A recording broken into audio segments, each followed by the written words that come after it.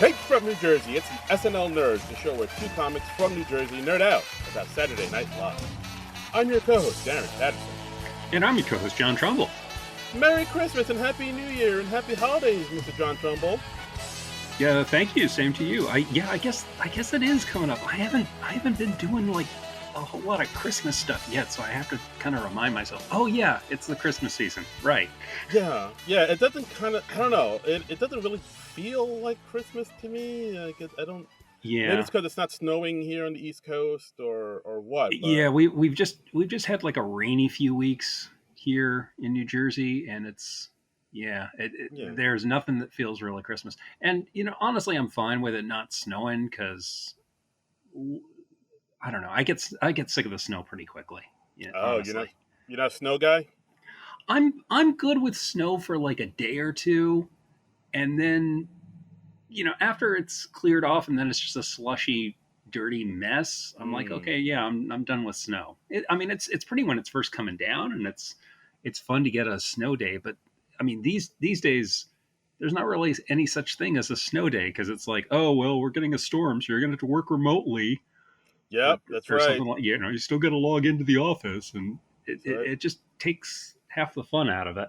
That's right. Technology has once again ruined something that we all held dear to our hearts. Yeah, I mean, do kids even get snow days anymore? Neither one of us has kids, but I'm guessing not. Because most schools would have the capability to do Zoom classes. Yeah, if adults can work from home, I don't see why kids can't do school from home. So yeah. Snow days are canceled. Snow days is over. That's awful. Because it's always so fun when you're a kid and you get an unexpected snow day. Those are pretty great. Where you're like, yay, snow day! Then you go out and you're running around the snow. You catch a cold, come back all sniffly and snotty. And, that's the dream. That's the dream, man. That's the dream to catch a horrible cold. Yes, you come home, throw off all your wet clothes, leave them on the floor for your mom to pick up, and then drink some hot chocolate and watch He-Man. It's unusually specific. It is, isn't it? It really is. Well, anyway, let's try to get into the Christmas spirit by watching SNL's Christmas episode. How about that, Darren? Yes, because today we got a return cast member hosting. Ladies and gentlemen, this is the episode where Kate McKinnon, the prodigal one, comes back with musical guest Billie Eilish. The prodigal one. I like that. Yeah, because I was... Yeah. Because, oh, crap. Kate McKinnon's a woman. Can't say son. What else can I say? One. That's right. Nailed it. That's right. Gender fluid. And this is, in case you're listening to this sometime after the fact, this is Kate McKinnon and Billie Eilish, Season 49, Episode 8, original air date December 16th, 2023. So, Kate McKinnon coming back to host the show just a little over a year after she left the show. They're bringing the ex-cast members back awfully fast these days.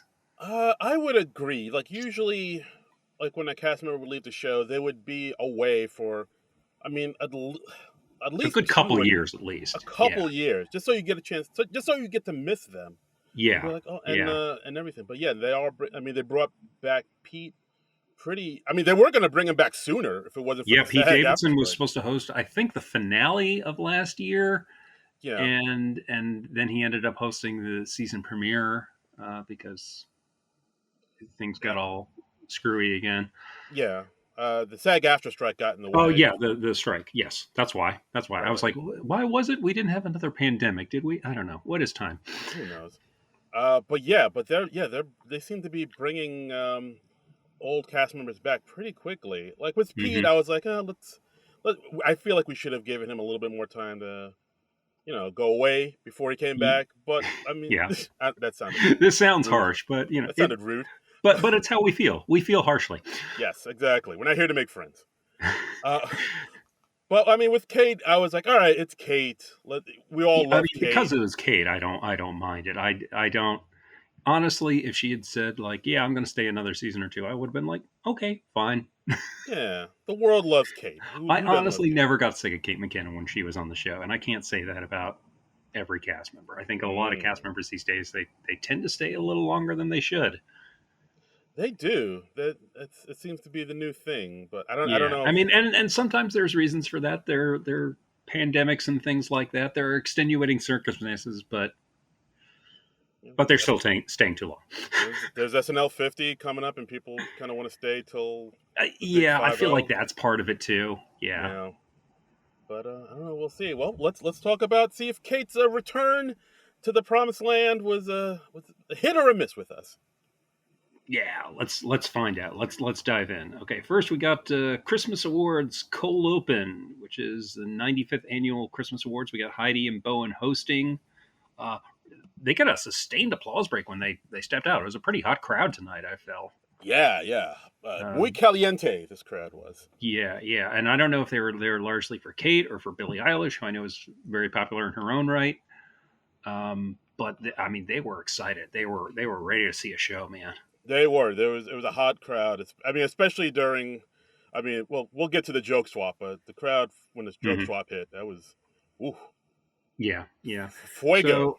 So the conceit of this is they're giving out awards for Christmas themed awards like most disappointing gift, best performance when you get an unexpected or inappropriate gift, most unwelcome uninvited guest, that sort of thing. Yes, pretending to love a son's gift, where Hmm. they did like a reenactment of it, and Yeah, it's like basically this kind of feels a lot um, like the structure of some sketches they've done before, like the airport sketch that just happened recently with the Jason yeah. Momoa episode, where they were doing like a awards show for people going home for the holidays, and you see like all the sort of the tropes of people you see on Thanksgiving, or Yeah, I mean, I think the awards show sketch is becoming like the new game show sketch. And I'm not really saying that as a criticism, just an observation. It's just become another one of SNL's go-tos. yeah, and it is a good way to get everybody in the cast involved in this Hmm. one sketch. It You seems do like lots of yeah, quick bits. Everybody's playing a character, and everybody has their little moment. And yeah, yeah, it seems like everybody from the cast got like a quick little thing to do here. Yeah, Um, I will say this episode overall it utilized the entire cast pretty well. I don't think anybody was left out in a big way that I can think of. yeah, I could say that. I mean, some of my favorite parts of the sketch were, like you said, they were doing they were doing the nominees for Hmm. most unwelcomed, uninvited guest, and of course they show one of them that was nominated was the white girlfriend, and it showed The new Devin. white That's girlfriend. the Yes. new one, Yeah. right off the floor model. Well, Uh, I don't know if this implies that Devin's character had a previous white girlfriend or if it's a new girlfriend who happens to be white. it's Either true. one could apply, I suppose. In my mind, he has a type, so this is the new one. See, yeah, no, in my mind, this is the first white woman he's dated, and that Ooh, and that makes it all the more uncomfortable. So, interesting. That makes so sense. we are going to have to agree to disagree on Okay. this, Darren Patterson. Okay, sir. All right then. Like we disagree on many racial issues. Yes, but we'll get there. We'll Yeah. get there. But I did get a chuckle out of one of the other guests that was nominated was somebody who brought an untrained bull mastiff, and then they cut to Michael Longfellow, who has the biggest dog I've ever seen in his lap, Hmm. like straight up Marmaduke sized. I was like, Jesus, that thing's huge. Um, uh, but yeah, overall, I thought the sketch was okay. Maybe a little too long, but it yeah. was all right enough. Okay is pretty much sums up my feelings too. I'm mainly just glad it wasn't a political cold open Mm, because I feel like they go to that well a little too much, and that's become their sort of expected thing. And I always like to see SNL mix it up.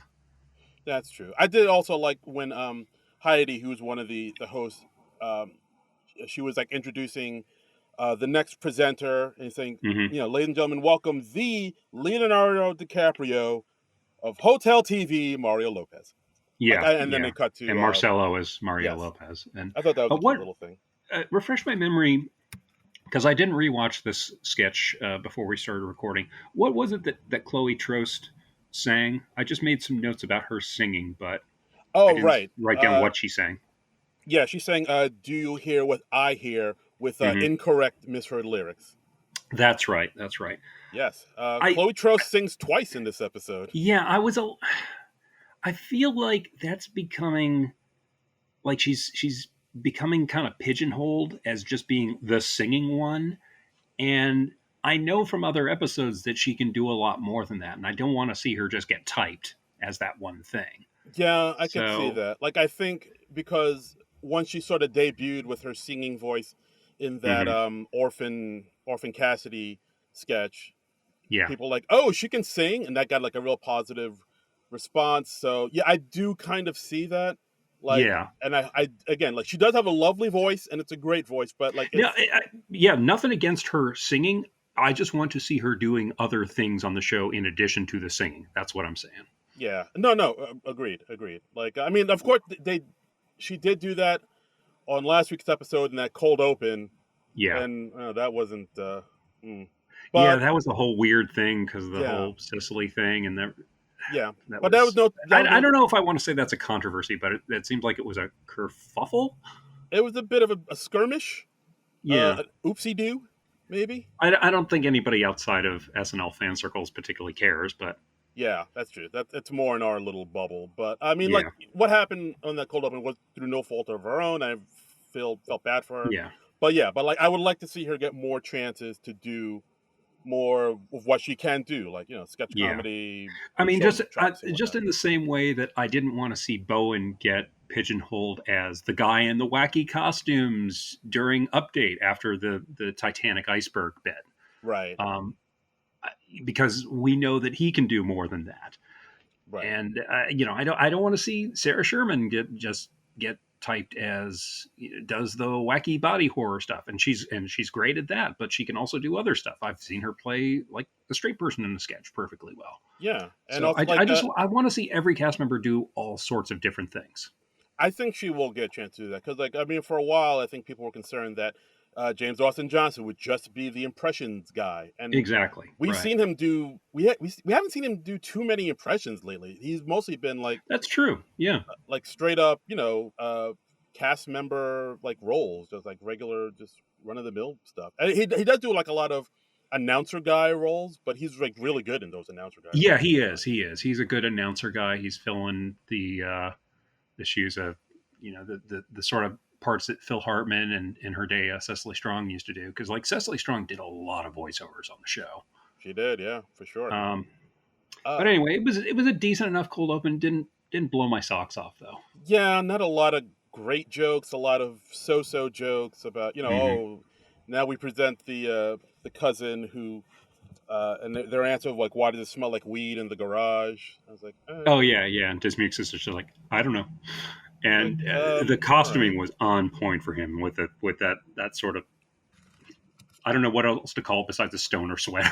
Yeah, that hemp hacky sack type of hoodie. Like guys who were the pot smokers were wearing that when I was in high school, man. It was a big deal, yeah. Like, I remember, That has been like the stoner uniform for like a good 30, 40 years. yeah, I still remember like walking around in Manhattan and a lot of like, especially around like the NYU campus, saw Yeah. a lot of hoodies like that. A Yeah. lot of You hoodies. see the hoodies and usually they're wearing shorts too, even in the dead Yeah. of winter.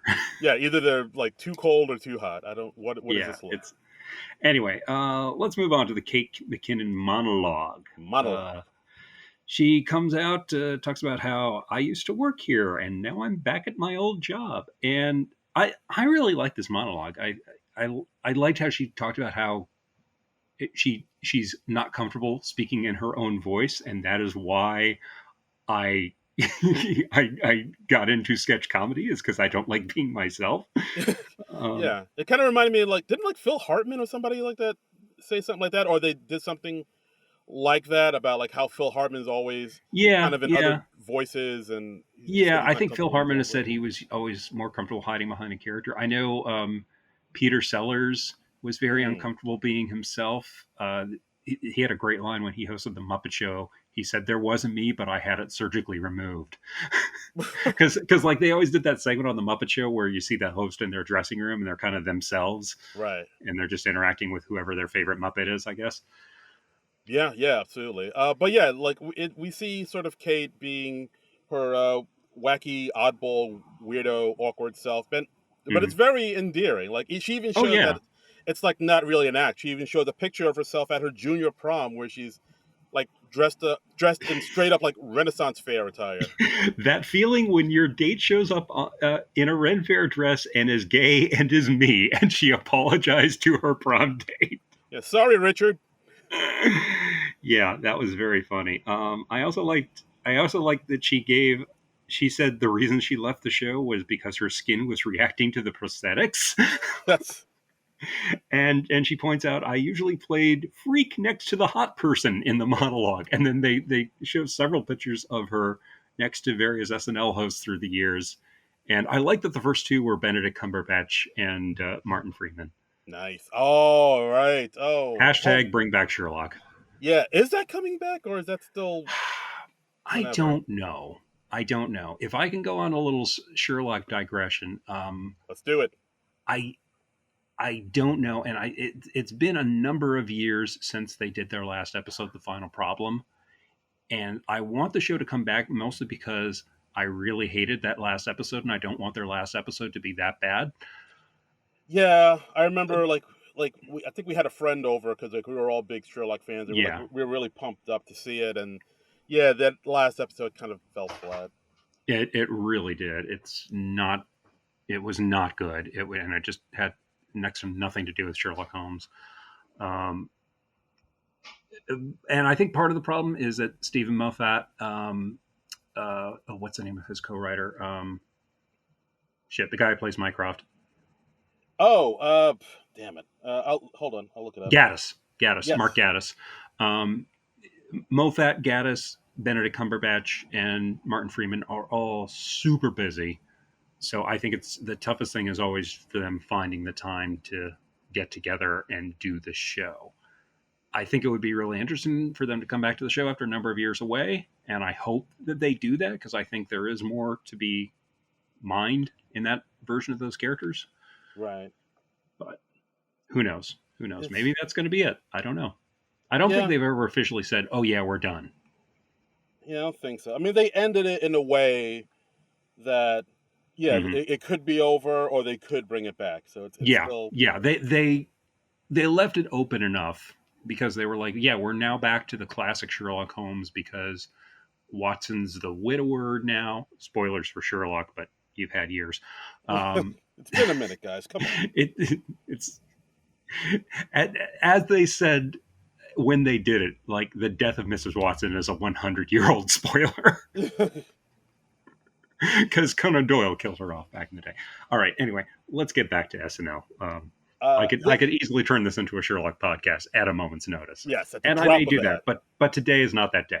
Yes, today is the day we talk about Kate McKinnon and her Kate big McKinnon, return and the two huge cameos we got in this cold open. yes, yeah, not the expected cameos that we got, and I thankfully didn't get spoiled on these before I watched this morning. We had Maya Rudolph and Kristen Wiig coming on. Yeah, right. Maya Rudolph, of course, a beloved cast member. Kristen Wiig, beloved cast member. Kristen Hmm. Wiig, really looking like Sarah Paulson these days. If like, Kind of, yeah. I can see a bit of a Paulson vibe. yeah, Yeah. yeah, and yeah, and then the two of them, I think they went into like a riff about how Kristen Wiig looks herself up on Wikipedia and how I guess Yeah. she's confusing her Wikipedia page with Taylor Swift's Wikipedia page, and Maya Rudolph's confused hers with Beyonce. Yeah. I didn't think that really worked. I was like, this Yeah, is just giving them something to talk about before they get to the song. Because like before she comes on, they come on. Um, Kate starts singing "I'll Be Home for Christmas" on a toy piano. Um, yeah, but she's not really playing it though.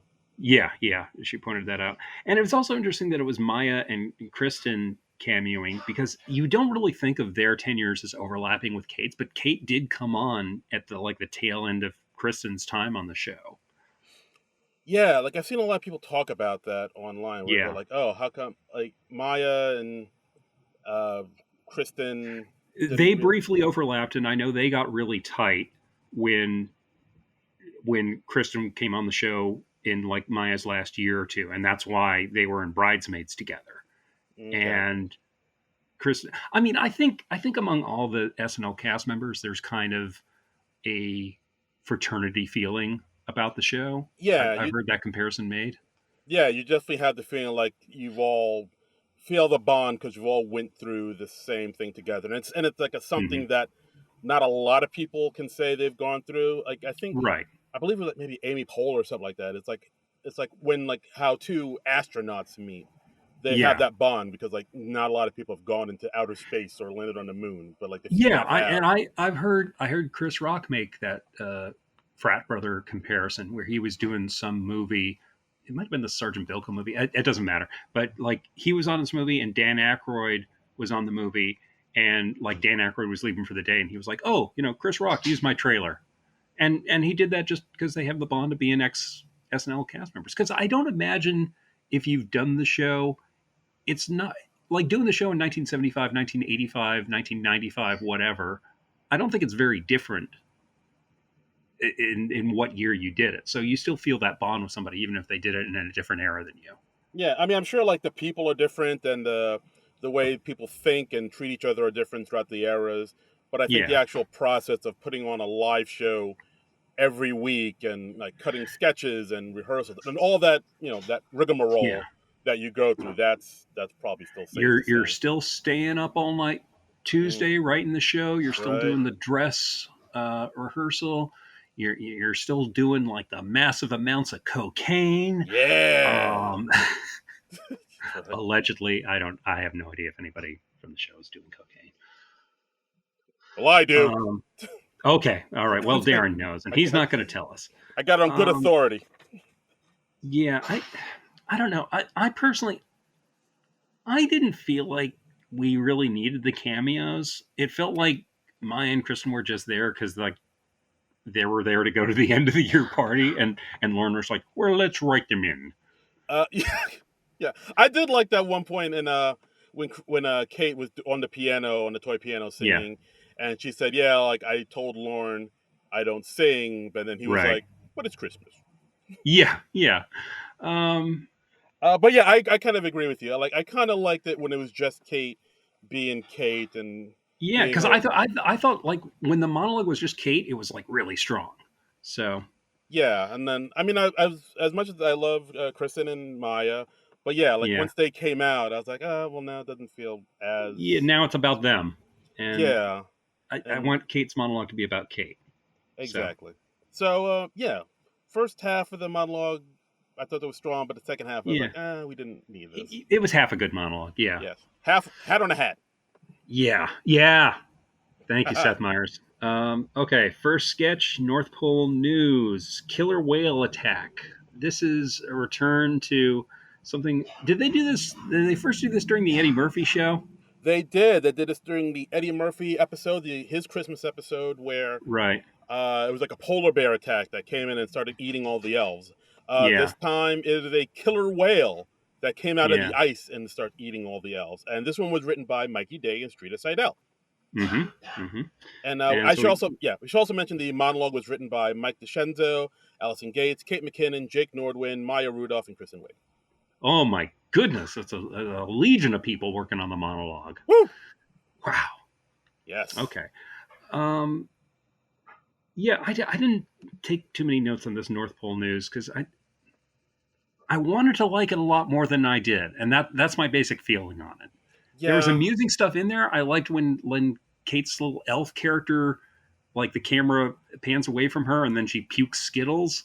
That's a cute idea, and I like how they pulled it off. I liked Mikey and Chloe Feynman's little elf voices. I think those are amusing. The makeup and the costuming was great, but I didn't find the sketch too funny. Yeah. This sketch was I don't know. Like, I mean, it worked the first time, and Yeah, now that I seen it, now that I've seen it this time, it's apparent that like it worked the first time because Eddie Murphy brought in this manic energy yeah, to it, like like he was like screaming like Donkey from Shrek, and then that and that I'll put that put it over. But like yeah, yeah. Kate was I think the Eddie Murphy's performance really elevated the first time they did it, yeah and it was also a bit of a joke on I forget there was some stand-up comedian who said like whenever they're whenever the news is talking to a black person, they get like the most uninformed black person they Right. can, the most uninformed, ignorant person. And I can't remember if that was an Eddie stand-up routine or somebody else's. I think it's somebody else's, but yeah, like that's what Yeah, kind of they were. I just have like the vaguest memory of this, so I can't remember who it was to give them proper credit. But so Yeah, it was a bit of a riff on that, and this time we didn't really have that. So yeah, like Kate was kind of coming at it with this Scottish accent and like an old yeah, sea captain, like a yeah, Quint from Jaws uh type huh, of vibe. And I was like, I don't know if this quite works with this yeah, thing, but yeah, and I don't know. And then they kind of went to all the other imaginary characters that were giving their thoughts and prayers, like the Easter Bunny hmm, saying on Instagram, no words, hashtag pray for the poll. yeah, I did kind of like when Bowen came out as the press secretary, saying that Santa and Mrs. Claus have been moved to a secure and adorable facility.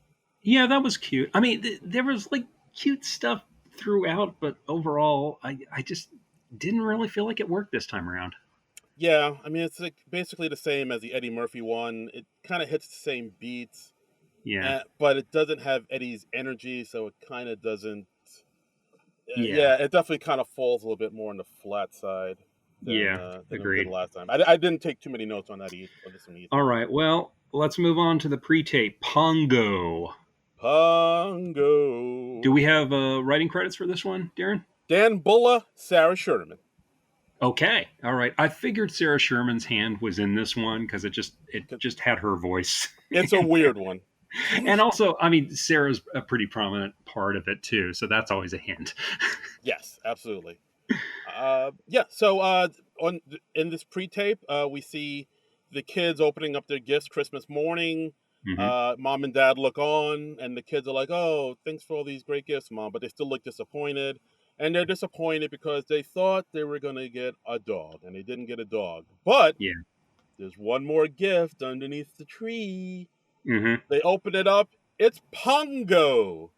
Pongo. He's a robotic dog, and it's just the plainest orange thing. I mean, it's apparently they had like props built a fake dog, but like the dog in the fake commercial is like the CGI thing, but they base it on this thing that props made apparently.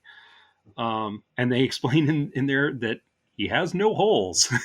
Right. so so that's presented as a good thing because then the kids don't have to worry about walking the dog or feeding the dog or anything like that. But so they get the dog companionship without on any of the unfun responsibilities like feeding or walking it. Yeah, and but he's not a dog, and but he's like a. They don't quite say what he is. He's just Pongo, and Right, right. At one point, they say he is neither alive nor dead. yeah, because when a child's pet died, it can be very traumatic. So with Pongo, it's easier because he cannot die, Yeah, and it is like the creepiest thing ever. yeah, yeah. And they get we have Mikey and Sarah as the parents. We have Kate in there as the grandma, and things get so disturbing so fast that Sarah's character tries to bury Pongo in the backyard. Right, because like at first it starts off like a commercial, like "Hey, Pongo, Yeah. this great pet," but but Hmm. as the sketch goes on, we see the mom, played by Sarah Sherman, gets more and more disturbed by Pongo. Like the fact that Yeah. Pongo never makes any noise and he moves Yeah. around the house like a spider, and they have Yes. him just go like, Yeah. and the mom's like, Yeah. "What the fuck? Oh my god, I She don't like love." tries to put it out in the hallway when she's in bed with her husband, and then the next thing it's like looking in their bedroom window. And yeah, I really loved how this escalated. I thought it escalated really well. It got more and more disturbing. I like the twist at the end where when Sarah's trying to kill Pongo or get rid of it, the family immediately chooses Pongo over the mom.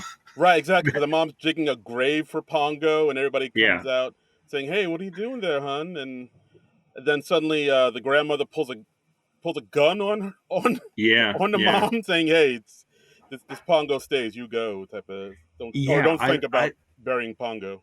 I mean, that's the thing I like about Sarah's writing, her and her sensibility in general is she will take those weird left turns that other people won't think of, and her things get really crazy really fast, and that's fun to see because you can't predict where it's going. Yeah, no, this was interesting. This was a good one. This is definitely like the turns it took was at where it started off a commercial, but then it kind of went into this really dark place, this like serious Yeah, place. Like the lighting changed. They started playing like eerie synth music yeah, in yeah. the background. It sounded like an '80s thriller. I'm not gonna say it was my sketch of the night, but it's definitely a standout of the show.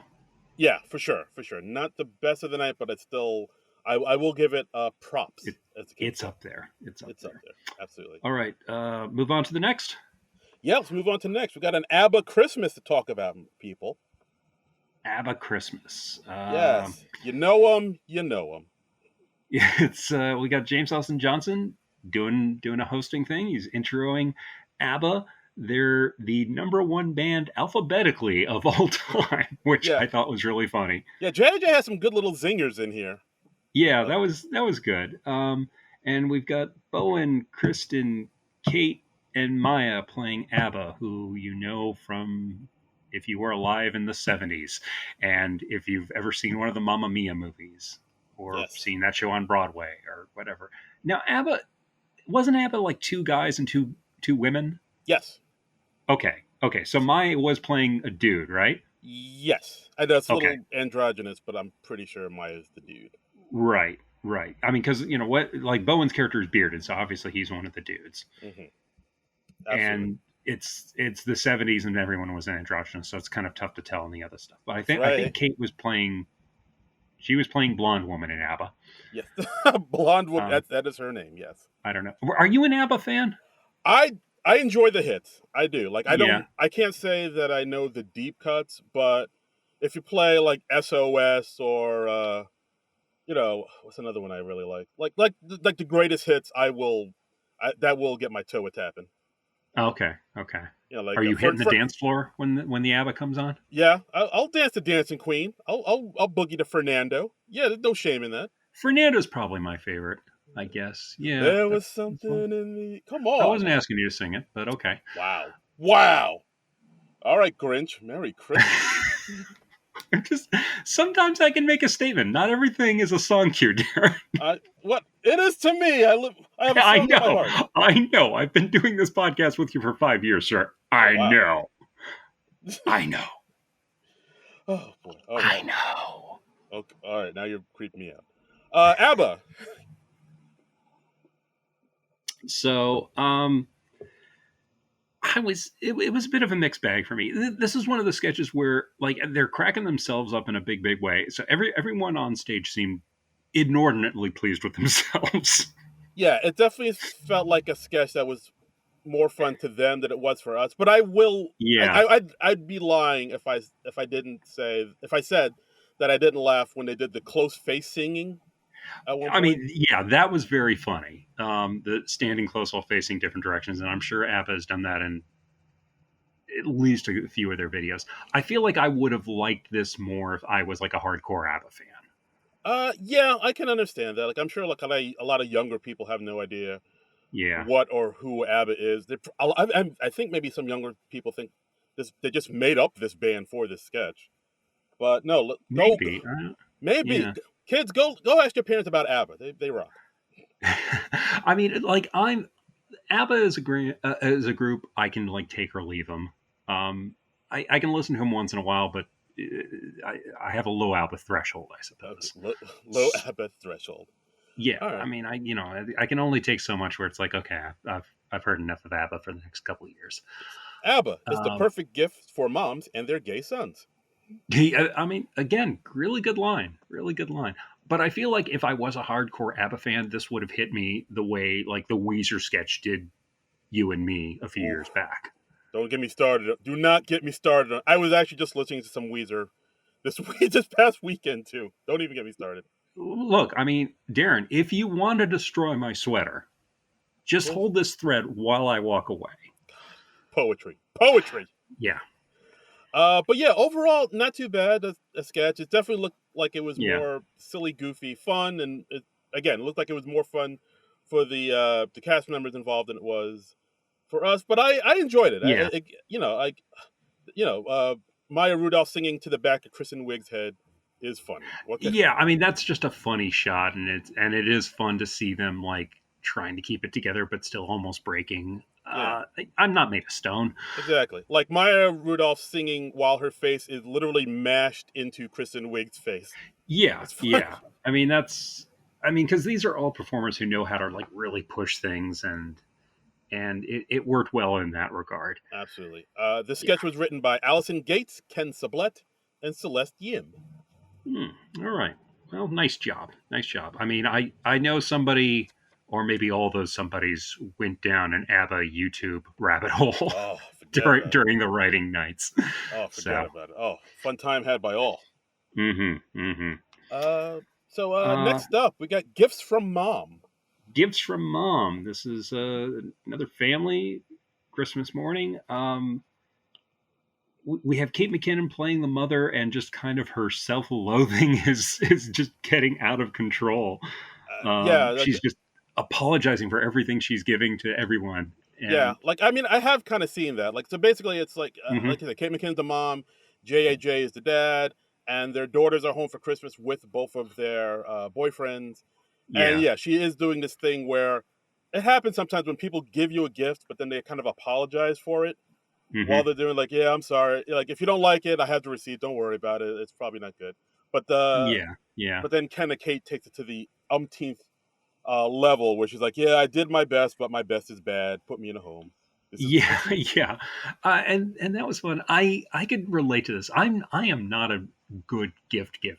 I mean, it's very rare that I'm find or pick out a gift for somebody that I'm like, yes, I nailed it. I got the exact perfect thing okay. for them. Are you a good giver at all, I'm Darren? pretty good. Like Yeah, I make mental notes about when people I want to give gifts to, like offhandedly say that they need something, and I was like, oh, it's yeah, their birthday's coming up. I should make a note of that and get them that thing or something. But yeah. See, I'm pretty that's what good. the good gift givers do, and Yes. I am too forgetful to do that. So like, unless I write that down and unless I remember I made that note and go back months later, yeah, I'm not gonna remember it. Yes. So You are a villain. You give trash because you are trash. yes, this is what I'm saying. This is what I'm saying. And then Christmas brings all those self-esteem issues to the fore. Yes. And I am, and my parents are good gift givers. My sisters are good gift giver. I am not. But I mean, look, the fact that you gave a gift, that should be fine. That should be good enough. But yeah, Yeah, like but you should not. but I'm also a perfectionist, so it raises all this Uh, anxiety and stuff. okay. You want to, I want to give the best Christmas gift. I really want to win that car. What? Car? Christopher Okay. Walken, Oh, I see what you did there. Christopher Got it. Walken, Tim Meadows. Oh, okay. Wow, that was a deep cut. Okay, It was. but okay, all right, okay, got it. Thought you might get it. I took it. I took a chance. Yep. I was let down. Took a chance and you failed. Yeah. Thank you for not immediately launching into "Take a Chance" by ABBA. Damn it! Oh, I should have. Son of a. Oh, I'm gonna hate myself for that. Well, look, as long as you're hating yourself, I feel like I've done my job. But if I change my mind, I'm the first in line. I'm still free. Take a chance on. There we go. Now we brought it back.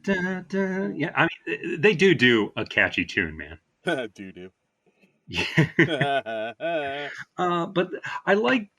I thought this was pretty good. I liked. I liked the passive aggressive stuff that James Austin Johnson's dad was like throwing both the boyfriends' way. Like he gives Marcella's character like how to pick up girls, and he's like, "Oh well, if this is like my daughter's other relationships, you'll be done in 6 months." Yeah, that was a weird little turn it took. Like, I was wondering if they're trying to say, well, it's mostly women that apologize and feel bad for their gift, whereas men just give a gift and they'll just give you whatever, and it won't I really. don't think they were. I think it was less them trying to make a statement like that, and more just like let's give the other people in the sketch something to play, other than just reacting to Kate. Okay, all right, fair enough, fair enough. Yeah, I But mean, yeah, I feel like it did make the sketch a little muddled. I don't like it when they try to like, oh, let's give everybody a little character and a little bit to do, because it just gets very confusing. yeah. Like, I mean, and there was also this one part about the sketch where I was like, kind of, I won't say let down, but I was like, oh, I expected more. It's Hmm. when the daughters kind of talk to their moms like, hey, it's like, Mom, you gotta stop apologizing for these gifts. All right, like Yeah. we're gonna open this other gift you gave us. Don't say anything. And the mom's like, all right, I won't say anything. And as they're opening the gifts, like the camera kind of zooms in on Kate, and like it Uh-huh. keeps on zooming in. And they open the gifts, and it's like, oh, this is a picture of us on our vacation. This is great. And then Kate just kind of explodes and picks up both of the pictures and throws it into the fireplace. Like, I think because of that camera zoom in, I was expecting something bigger to happen. Mm-hmm. Like maybe her head would explode or something. So like it didn't happen, and she just like kind of got up and threw the pictures in the fireplace. So I was like, oh, I thought something more crazy would happen there, and I was like, that's Hmm. interesting. But yeah, and but then Well, the sketch. now I'm wondering. I don't remember this, and I watched it on Peacock this morning, so I'm wondering if they might have replaced the live sketch with the dress. Let me No. ask you this: when at the very end of the sketch, when Kate opens her present and it's the exact same sweater that she's wearing, was the sweater backwards at first when she held it up, and then she turns it around? Yes, it was. Okay, well, then I guess it was the same sketch, and I'm just a dummy, and I'm not remembering that moment you're talking about. Well, I'll send So, God a letter and tell him to take you early. okay, thank you. Yes. Thank you. I You mean, end my pain. you take up space and you hurt people. Yes. I really do relate to Kate's character in this sketch, man. This is hitting me where I live. I hope this you can fit the sweater over your bitch body. There were some very good lines in this. I mean, just us talking about this is growing on me a bit. It's good. Um, I feel like yeah, I did like this sketch quite a bit, but I feel like it could have been better. Like I feel yeah, like it was almost there, but it's like didn't quite get there, but it is good. yeah. I mean, as Lauren always says, the show doesn't go on because it's ready. The show goes on because it's 11:30. So, Hmm. maybe they could have used another draft or two, but I think it's still a pretty good sketch. Yeah, for what we got, this was pretty good, I'd say.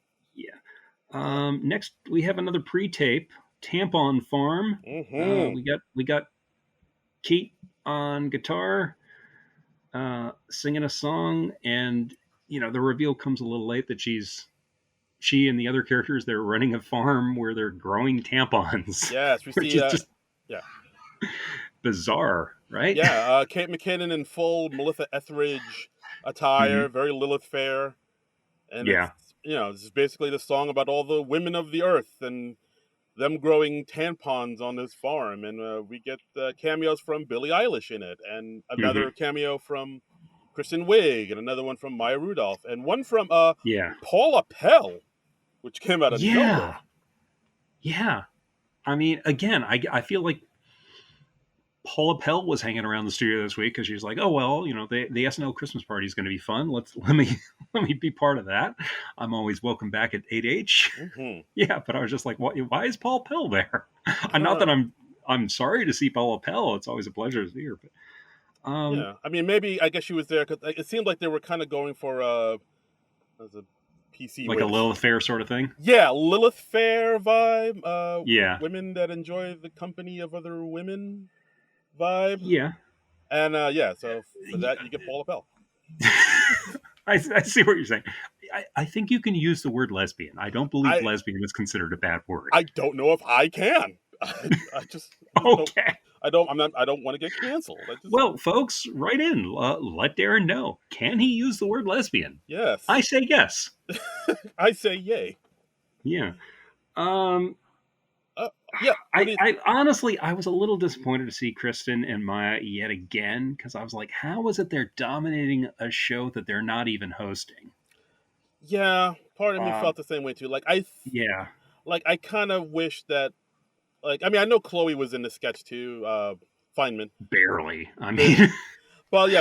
Yeah. because it really felt like they were overshadowing the cast at this point. Yeah, Which, kind of. I mean, it, well, it is. We do love them, and it's good to see them. Like, part of me kind of was hoping, oh, this would be a good chance to see Kate interact with the new crew, the new cast, mhm. and like, Yeah, this I mean new crop that's the kid. fun of an old cast member coming back to host. And honestly, if we have a cameo in the monologue and then they come in for one more sketch, that's enough for me. I don't want to see them in like three or four things, Yeah, and like especially when they're not hosting. the more I think about it, the more I was like, oh yeah, Kate wasn't in too many sketches with like the new cast members really. Yeah. I wanted to see her interact with, like Chloe Trost, or interact more with Sarah, who she didn't get to do much with, and James Austin Johnson, and Punky, Dismukes or yeah. and Dismukes, and yeah, other people that maybe she hasn't worked with a great deal.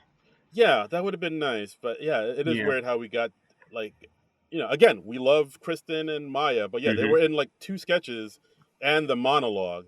I was like, Yeah. this, Yeah. It's a lot of Chris and Maya. yeah, a little bit. Um. So I mean, this sketch itself, I, I I thought it was all right, but I also recognize I'm so not the target audience for this sketch, Yeah, being a dude who doesn't use tampons.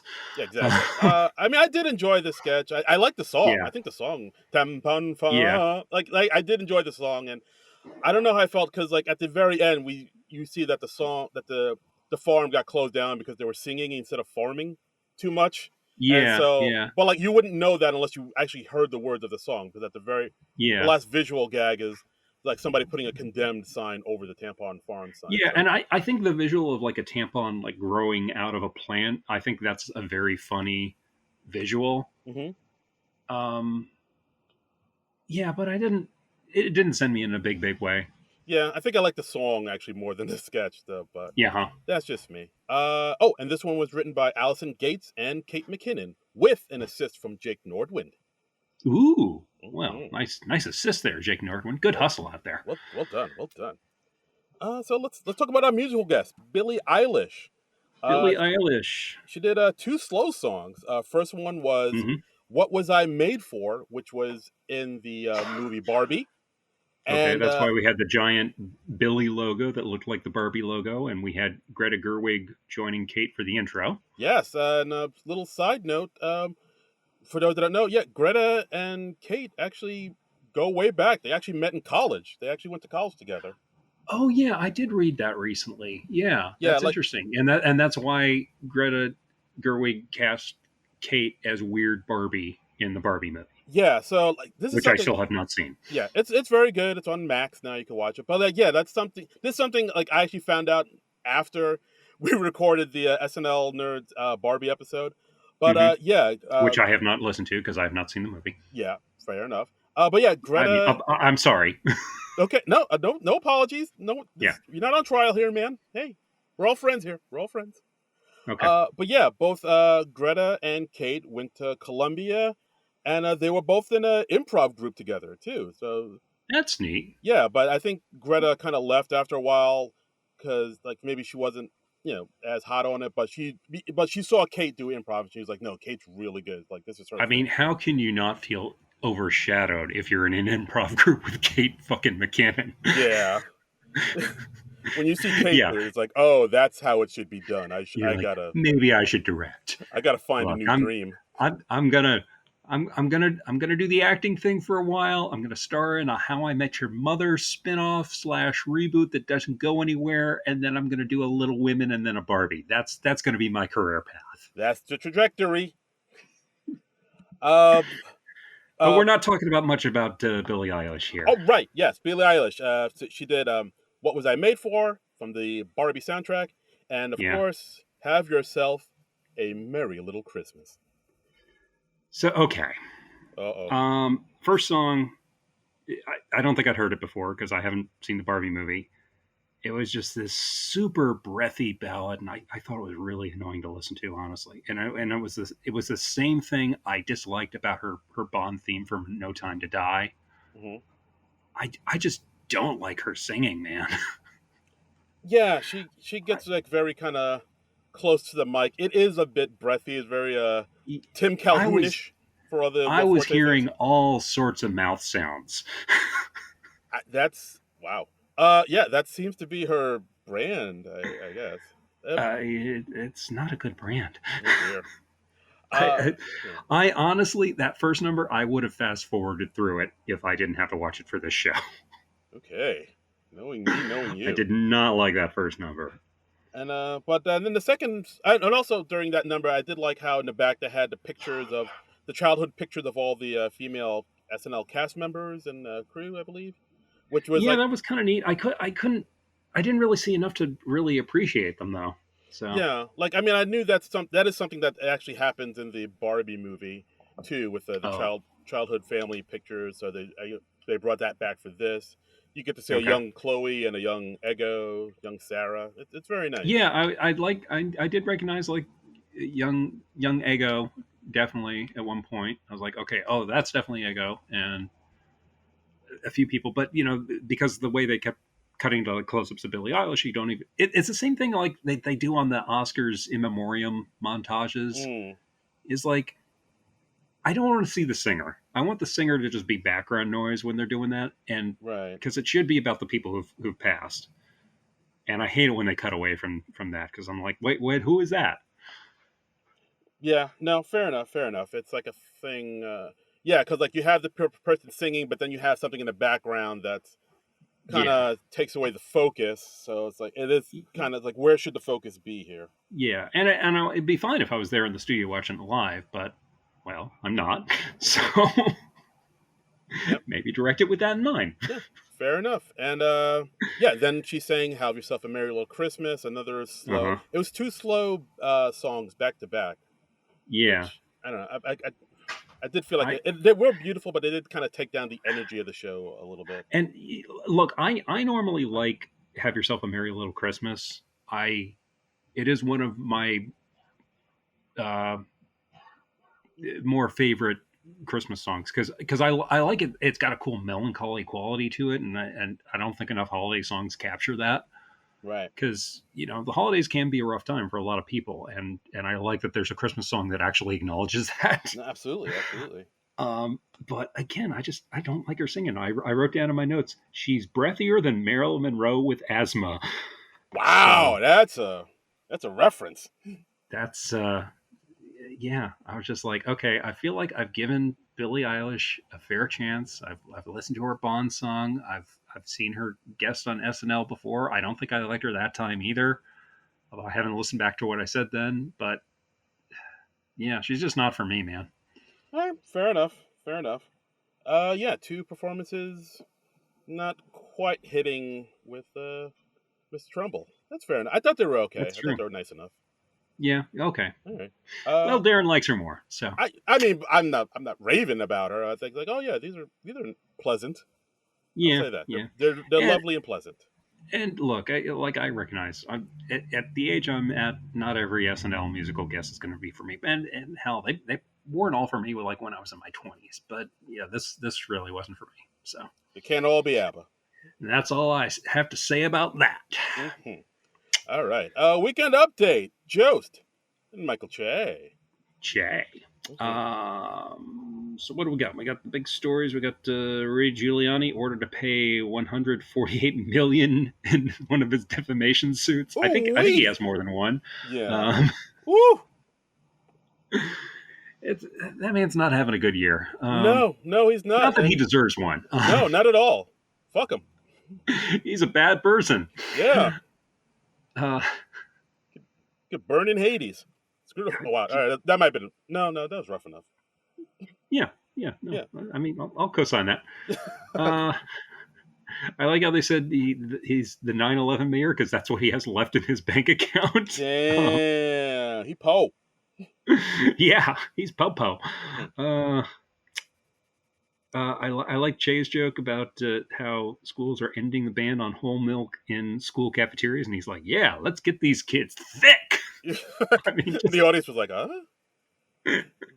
I just love it when Jay has a read that no one else will have. Yeah. He has a unique point of view, which is always what I've liked about Yeah. him. He's always fine. But yeah, Mm-hmm. overall, I thought the jokes were okay. I Mm-hmm. mean, until we'll get to the joke swap, but yeah, but the pre-joke swap stuff, I thought was okay for the most part. Yeah, yeah. Another standout joke I thought, another one from Che, is that how more teenage boys are virgins because they haven't found the right person yet, and then Che cites the critical nationwide shortage on skanks. Finally, saying what we're all thinking. Yeah, and I wrote this one down just because it relates to New Jersey. New Jersey police recaptured an escaped pig named Albert Einswine because compared to people from New Jersey, pigs are geniuses. This Jersey slander will it Yeah, ever end? yeah. I cannot endorse this joke. And Yeah. You know who else is from and lived in Jersey? Thomas Edison. How about that? yeah, You yeah, jokers. yeah. Yeah, yeah. We got who else? The Jonas Brothers. Uh, uh, some other Okay, guy. we go from Thomas Jefferson right to the Jonas Brothers. All right, Natural progression. Yes. we're just skipping right over Frank Sinatra. Okay, Sinatra, Danny DeVito, uh, yeah, Jack and Nicholson, Jack Nicholson. Oh, he is. Neptune, New Jersey, I believe. Ooh, wow! I Yeah, was not aware of that. See, we got some geniuses over here. yeah. For crying out See, loud. the SNL nerds. We're entertaining and we're educational That's right. about minor bits of trivia from New Jersey. That's right. You're welcome, And America. I also understand that pigs are very intelligent animals. Exactly. What the? So Pigs are this smart. this joke based on a lie. Just spreading false propaganda against New Jersey and pigs. Yeah. Disgusting. Disgusting. Next, we had a desk segment with Ego as a wrench auntie with no kids on relaxing during the holidays. Yeah, there wasn't much to this character. It's basically, like you said, Ego as a woman with no kids enjoying her freedom. Mm-hmm. And never wanting to have kids. Like, But she's rich. That's why she's able to enjoy her freedom. Yeah, So exactly. I feel like that's very important to note. Yes, absolutely. And when you don't have kids to spend your money on, you can be even richer. And Yes. yeah, Yes. she doesn't want kids to the point that she practices the push off method. When she has a coitus with a man, she pushes him right off, and it's like, Mm-hmm. don't put that goo in me. Do that mess outside. Yeah. Can't even do it inside. It's too risky. She also says her favorite Christmas movie is Django Unchained, and she also jokes about how well she's doing, how she's going to be replacing Che, and I like how she calls Lauren, his boss, Lauren Mitchells, Yes. which is funny. Yeah. I feel like Punky's called Lauren that at least once. It's gotta be. I'm sure somebody's called him Lauren Mitchells at some point. Yeah, yeah. So this was, I mean, it felt basically like just Ego trying to get another go-to character going. Yeah, there wasn't much to this character. It was just basically like the only thing that is there is just Ego being charming, and like it's all her personality that's kind of making this thing go. The jokes for it aren't quite there. It's just more just her, you know, like people because people love Ego, so it's more about her playing her personality bigger. That's making this segment go. Yeah, but I felt like the Veranda character, like she was just on the edge of being like more annoying than funny. A And I was little like, bit. yeah, I don't. This isn't a character I'd be glad to see like come back onto Update like week after week after week, like like a Jebediah Atkinson or a Bill Hader clubby guy. Oh, Stefan. Yeah. Yeah. I mean, maybe if the writing was tighter, maybe. Yeah. But yeah, I see what you mean. It's more like, all right, this is cute enough and. Yeah, but I mean, again, I can't. I can't fault Ego for trying to get another regular thing going, because I don't know, like I feel like the Dionne Warwick thing might be kind of over, because I don't know if she's as active on Twitter as she was once upon a time, and Lisa from Temecula, I don't think they should have revisited it the first time.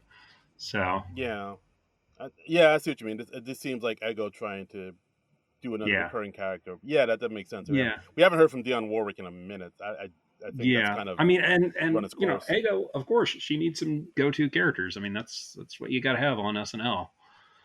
Yeah, sure enough. But yeah, overall, I didn't take too many notes on this one. I thought it was just fair. I guess I'll say. All right, let's get to the meat of this. Come on. Woo!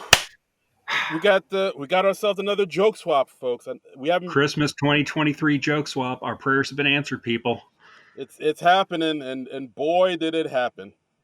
Uh, So, Jay dropping the gauntlet early. He says, we've got poet, author, and activist Dr. Hattie Davis, who was last on the show 46 years ago during season 3. Wow. yeah, Wow.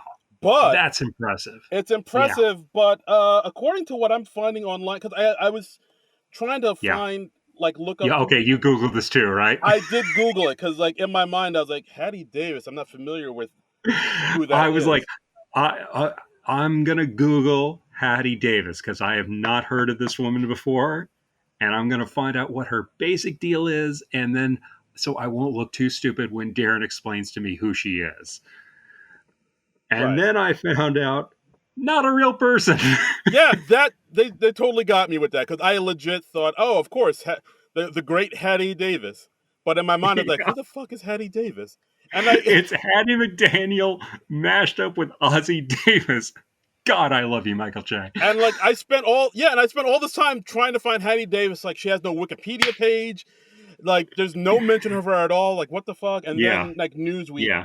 put out an article saying yeah, that was totally a made up person. I was like, I found a Reddit thread, and apparently she was played by an actress named Daphne Skeeter, who some people on the Reddit thread were saying they've seen her on the show before. So oh, interesting. Yeah, because I was wondering why she didn't have yeah, any lines or say anything. because you have to pay an extra more when they speak. Damn it! I've Yep, been I've been had. you've been shade. You've been shade. I've been shade. Which amazing, amazing. Shay is an epic troller, man. My hat's off to him. Yes, tip of the hat, good sir. And yeah, we got some jokes here that were, woo. Yeah. Let's Ooh, see.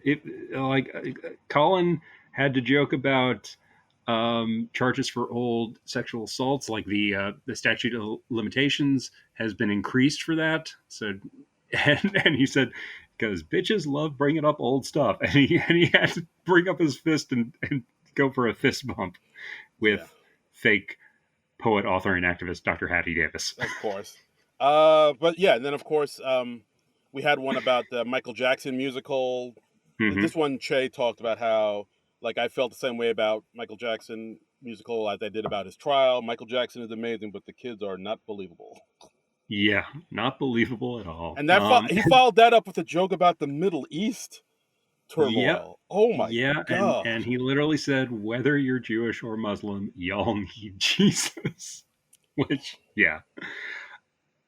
Colin is up in his game on these joke swaps now. He is. He sees where the bar is. But Yeah, yeah, the piece de resistance. I mean, the Black Widow yes. joke. Christ Almighty. I mean, whenever Jay can manipulate Jost into joking about his wife, super famous actress Scarlett Johansson. Yeah. Wow. Yeah, and then it went into that joke. I don't even know if I want to say it, but it involves. Do you want me to say it? I'll take the hit. Sure, sure. Okay. He says, Colin says, um, he apologizes to his wife Scarlett, and he says, "You're an even better Black Widow than Coretta Scott King." Which structurally, that is an incredible joke. I was. If I was Colin Jost, I'd be like, I don't know if I could say this. I was like, Jesus Christ. That joke is art, and that is, because it is so wonderfully vicious, and it throws him under the bus in at least two different ways. It's, Oof. yeah. I can see why they ended with that one because there's no topping that. Yeah, one. no, that's a neutron bomb right there. Yeah, That's an yeah. Oppenheimer.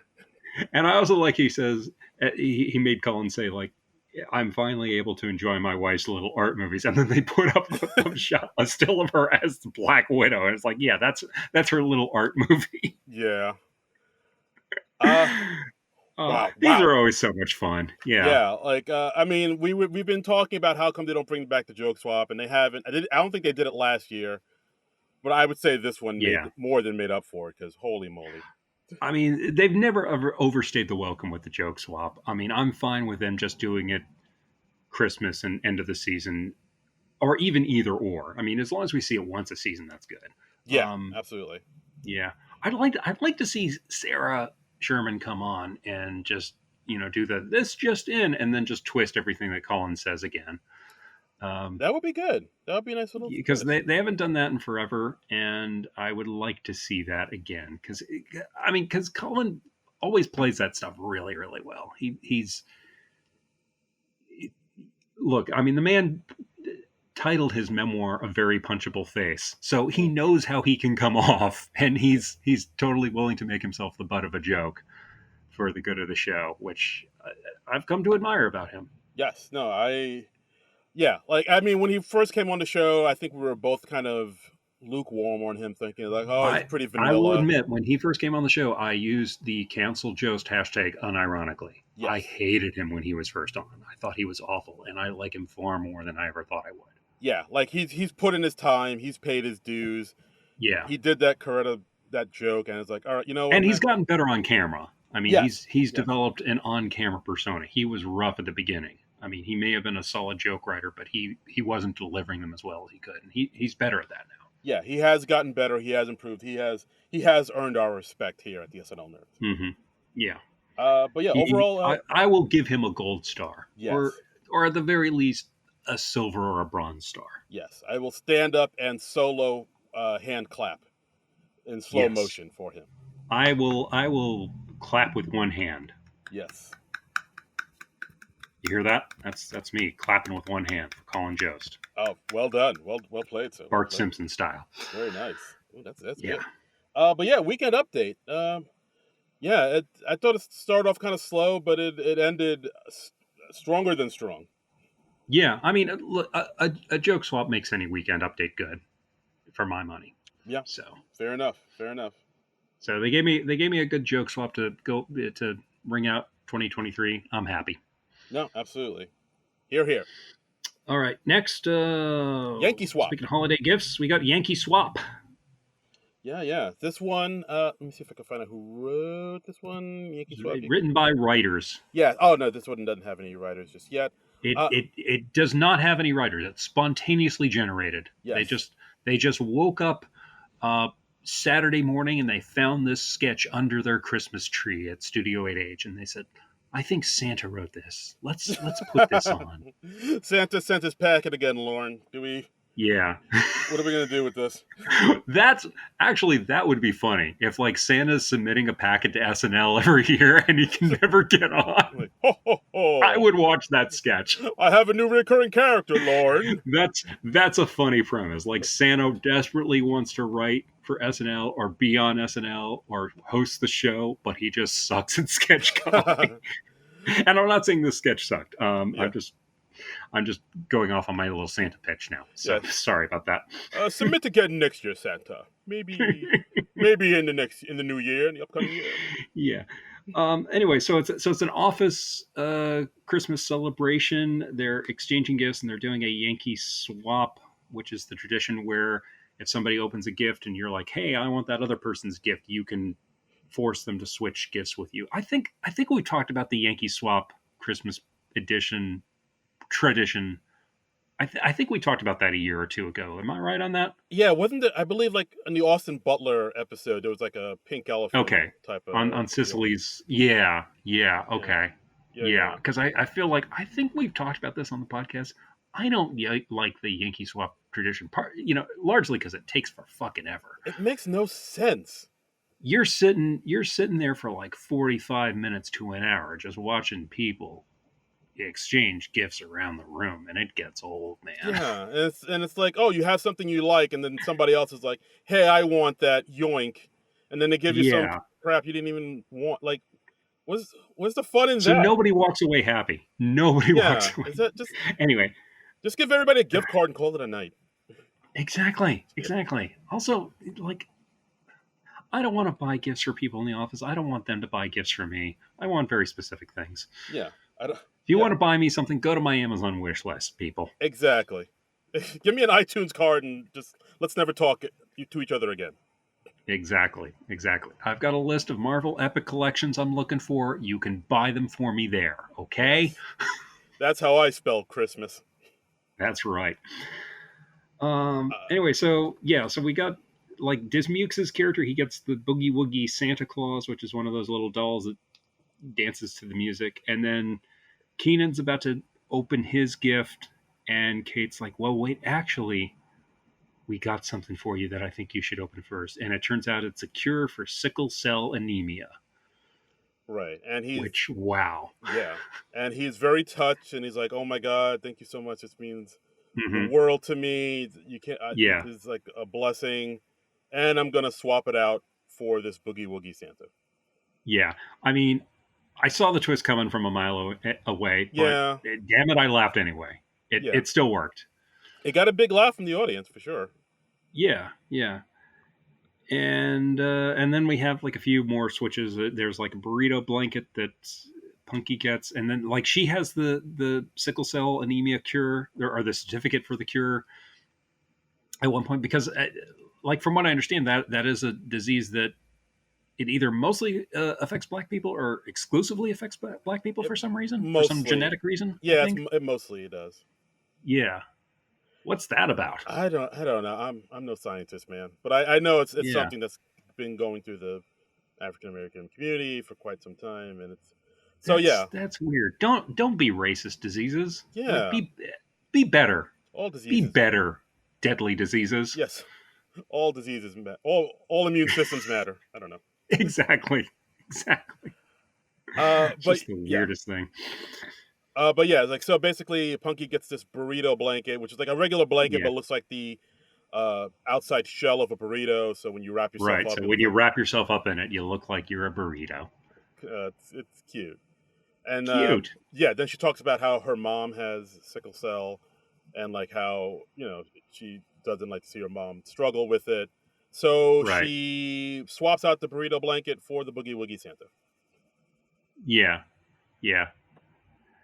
Um Yeah, so I mean what do you think? It didn't sound like you were too wild about this. I mean, I, for me, I think the biggest problem was like the biggest laugh happens halfway through the sketch and nothing can really top it after that. yeah. That one big laugh that Keenan got after he swapped out the cure for the Right. Boogie Woogie Santa. That was a big laugh. But then after that, it kind of felt like it didn't know where to go with it. And Yeah. you I kind mean, of because, yeah, where yeah do you go after that? yeah, like even the sketch just kind of ends with them just doing the Boogie Woogie Santa dance, and then it just kind of Yeah. ends. So like if it kind of feels like even the writers were like, all right, so where do we go with this after this big pop of a laugh now? And it kind of felt It like might have been funny if they had just abruptly ended the sketch after that. Honestly, it I might think, have been, and yeah, and that maybe, would have been very unusual for an SNL sketch to end like that because they don't usually do that. But I think that's all the more reason to do that. yeah. I would. It it might have been funnier, and it could have saved themselves some time too. But yeah, it really Yeah. felt like after the big joke, they kind of shot their wad early. Where it's like, yeah, after this big joke Hmm. happened, and they were like, all right, so now what? And they're like, oh, maybe Hmm. her mom has sickle cell, but she still wants the Boogie Woogie Santa. And it's like, Yeah. all right, Yeah. well, kind of doing what we And just did already. it's. I mean, we talk a lot about escalation in sketches on this podcast because that's a thing I think we both always like to see. We like to see escalation. We like to see surprises. I mean, because that's the stuff that makes you laugh.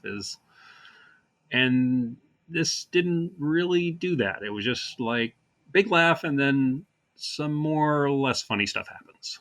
Yeah, absolutely. I think that's a thing with doing like the big joke came too early, and after that it kind of fizzled out fairly quickly. Yeah, yeah. So So yeah, not the yeah, strongest sketch of the I night. would like to Yankee swap this sketch for a slightly better sketch. Well, how about the next sketch? How about cinema classics? Okay, yeah, I'll take that one. Okay. I look, I did get excited when I saw that it was Cinema Classics because I usually love Cinema Classics when it's Kate McKinnon riffing on an old movie. Um, Yeah.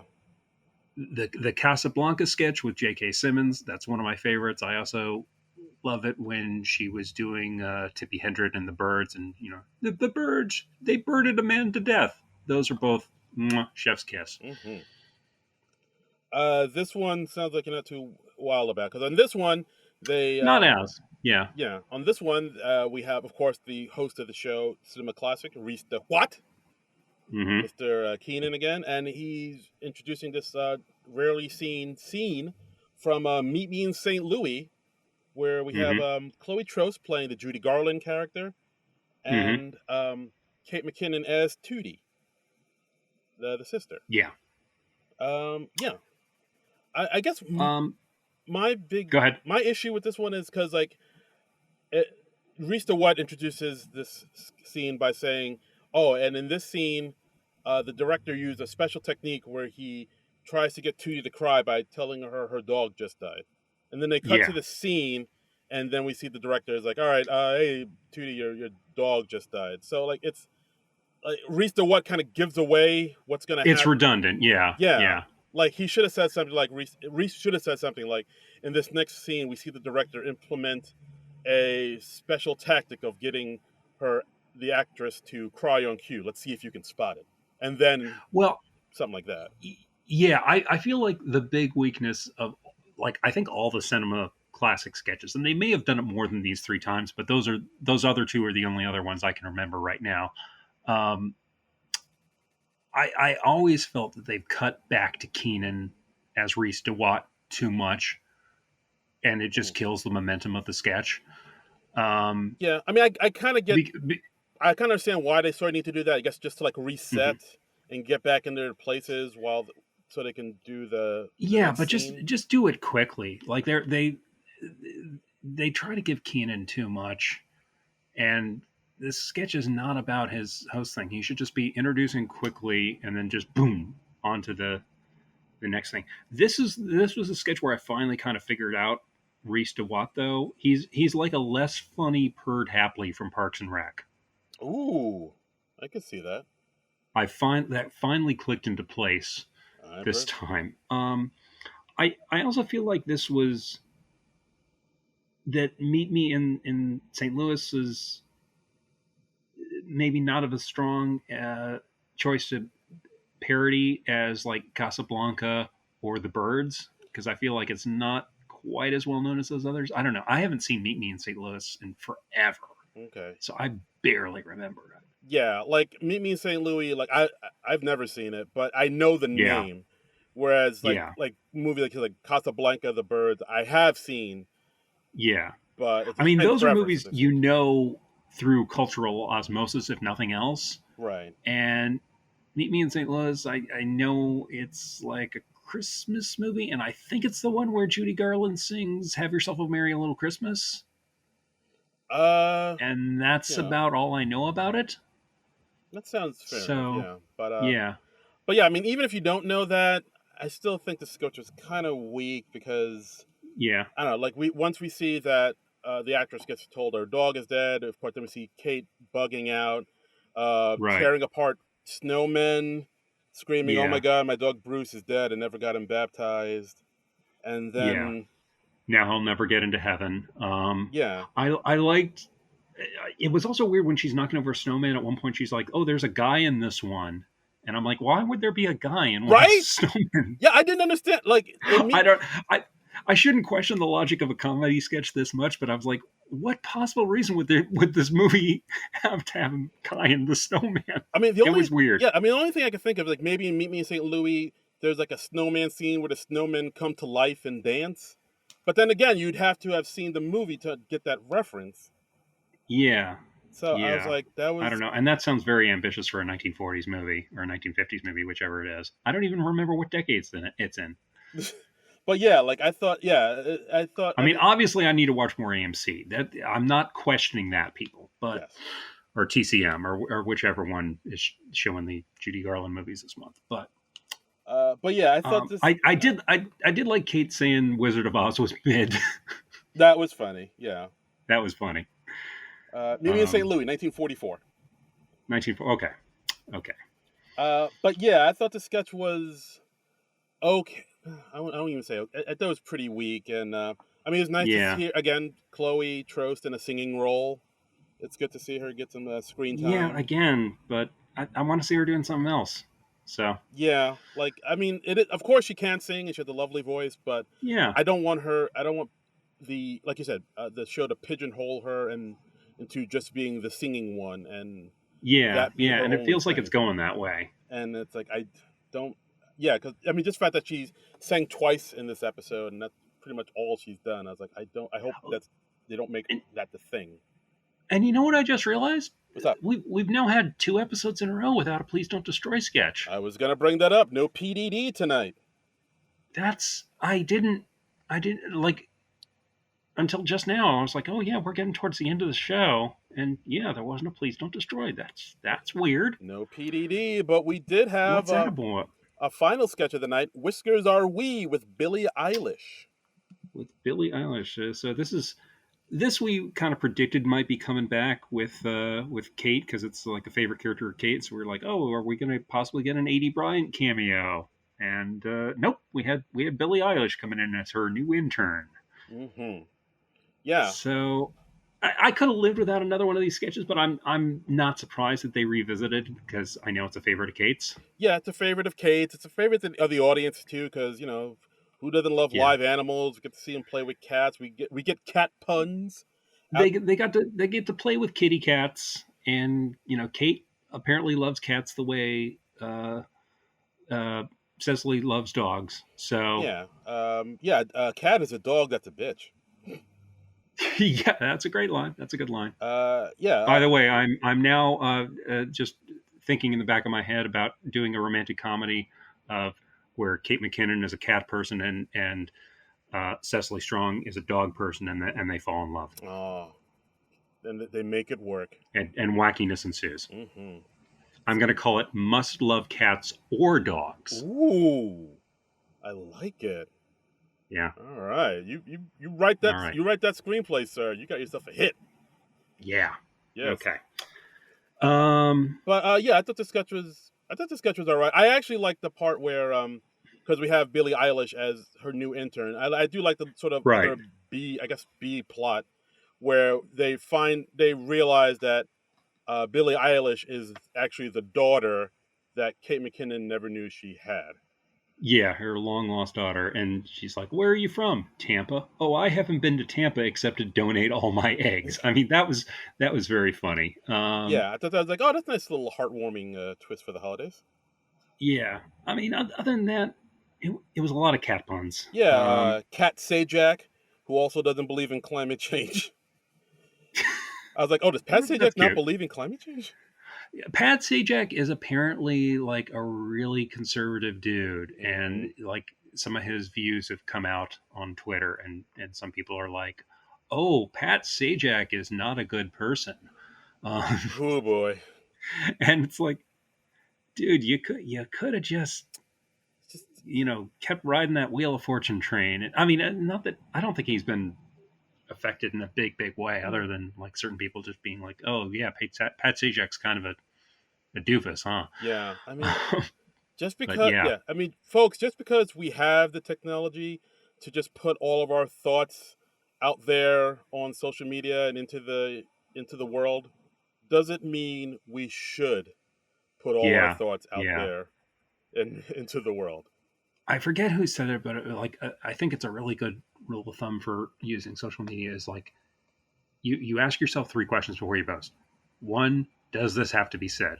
Two, does this have to be said right now? And three, does this have to be said right now by me? Very good. That's fantastic. And yeah, I was like, oh, that's good. I'm going to remember that. That's very good.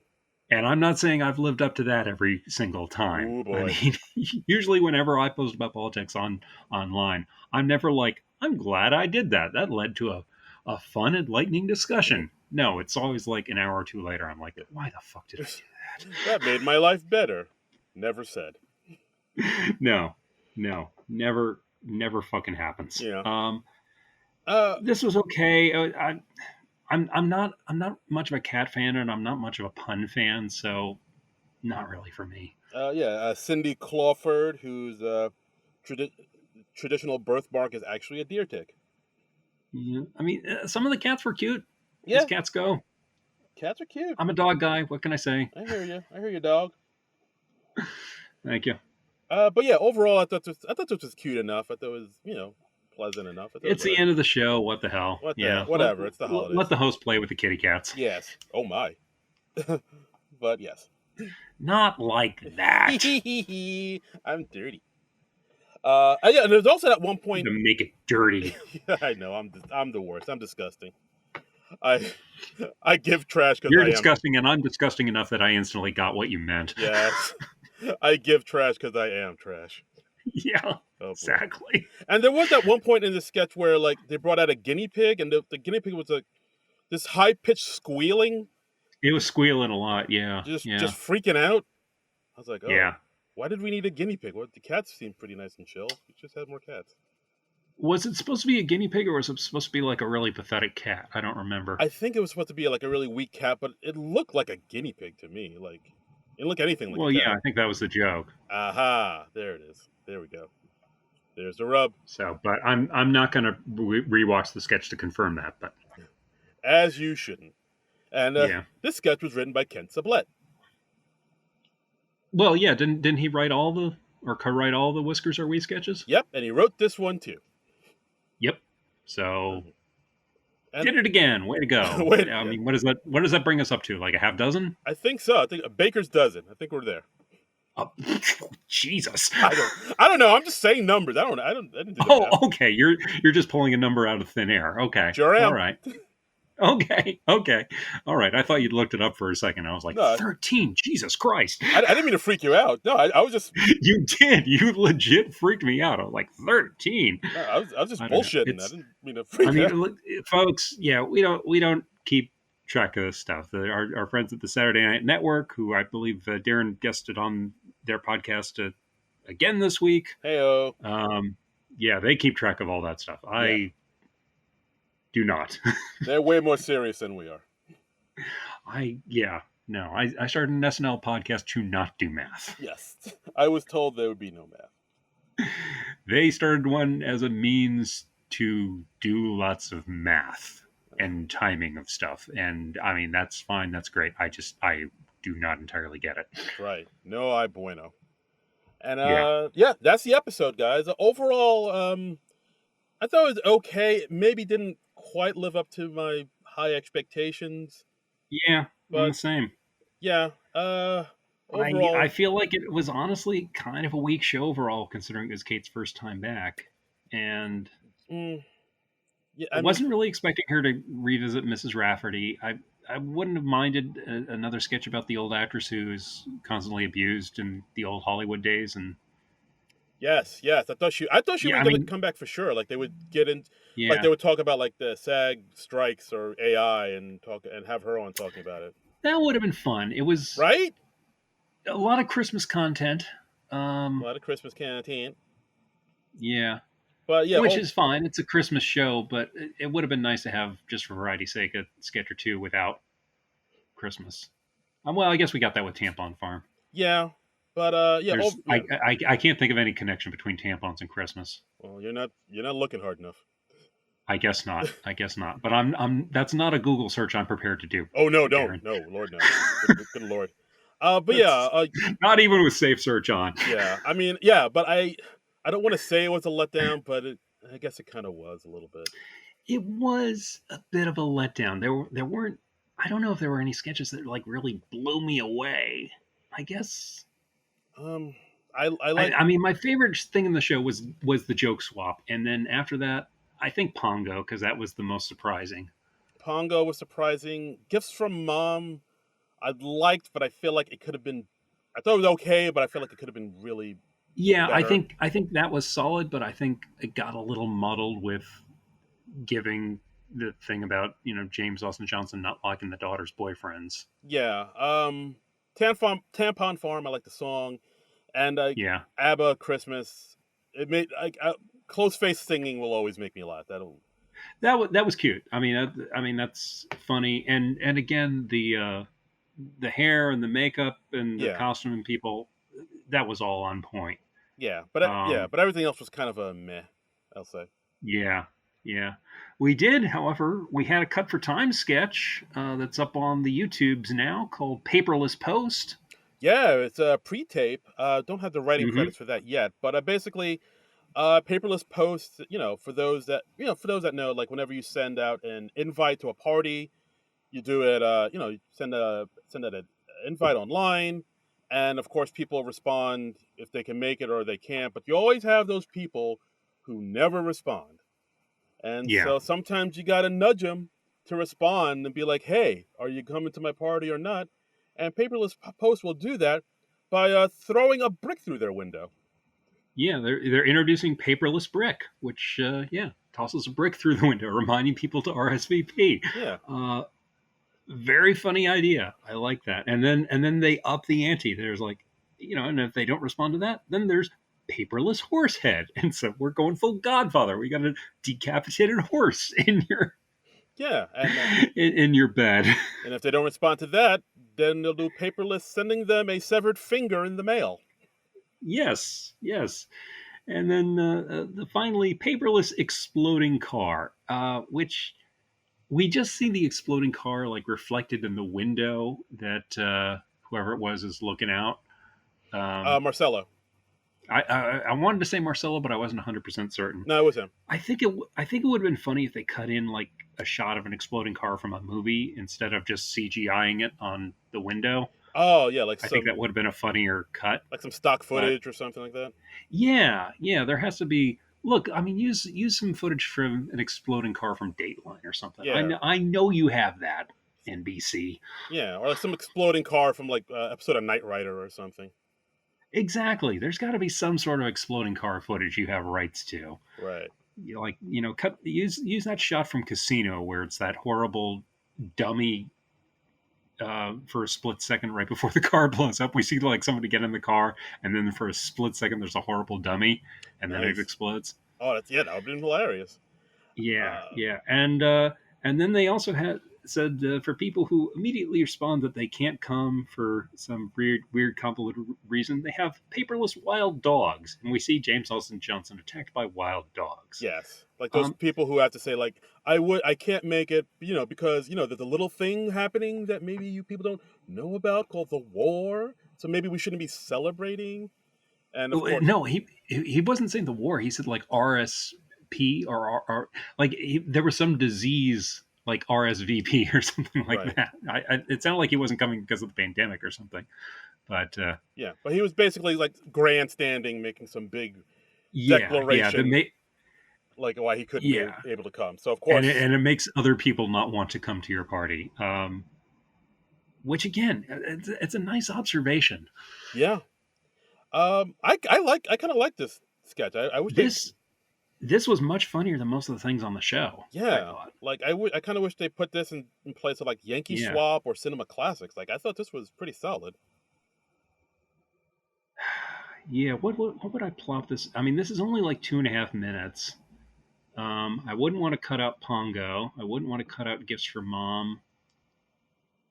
I'd take this over Tampon Farm personally, and that's about the same length. Yeah. All Um, right, I'd agree with that. That'd be fine. I would take it over the North Pole News. Yeah, yeah, absolutely for sure. You can take that out. Yeah. Um, Uh, but yeah, yeah. yeah. Paperless Post. Check it out. It's a good sketch. I wish they Should have been put it on the in. show. Should have been on Yeah. the show. Should have been on the show. Yeah. Okay, but that's just what we think. What do our So Twitter people think? Our Twitter fans think? let's go to the Twitter. Mhm. Let's see what the people think. We have people We on the do. Twitter. We really Ooh, do. let me refresh. I've got some new notifications on Twitter, so let me just see if we got more replies Okay. Well, to this one real fast. I'll Yeah, bring up. you read the first one. I'll check this out. Sure. Hi. Let's talk to our boardman gets paid at Lee Hot Lion. Yay! Uh, you know, he says, "Hi guys, happy holidays. It was nice seeing Kate, Maya, Kristen, and Billy back. This was a good, feel-good episode. Not really for the laughs, but for the comfort. Also, love a great Hmm. joke swap. Hope you guys have a Merry Christmas." Well, thank you, sir. Oh, well, thank you, Boardman. Yeah, that's a decent way to look at it. Is it's kind of comfort food, so they were Hmm. retreating to the familiar a little bit. Yeah, I would say I so. guess I can see that. Yeah. Yeah. Uh, I mean SNL they always try to strike that balance between the familiar and the surprising, and I like it to go more towards the surprising. I mean, if it were up to me, we wouldn't have quite as many recurring sketches and things like that. no, fair enough. Fair enough. But Yeah. Another one we got from Nick Store. mm, Nick Store is he's a little bit more critical. He says a little underwhelmed with the episode. Weekend update was the highlight. I didn't get my first sketch laugh until Keenan swapped his gift. Billie Eilish could be my MVP for the songs and the Whiskers Are We sketch. Thanks for the pod, guys. Another year with no Lou Zealand.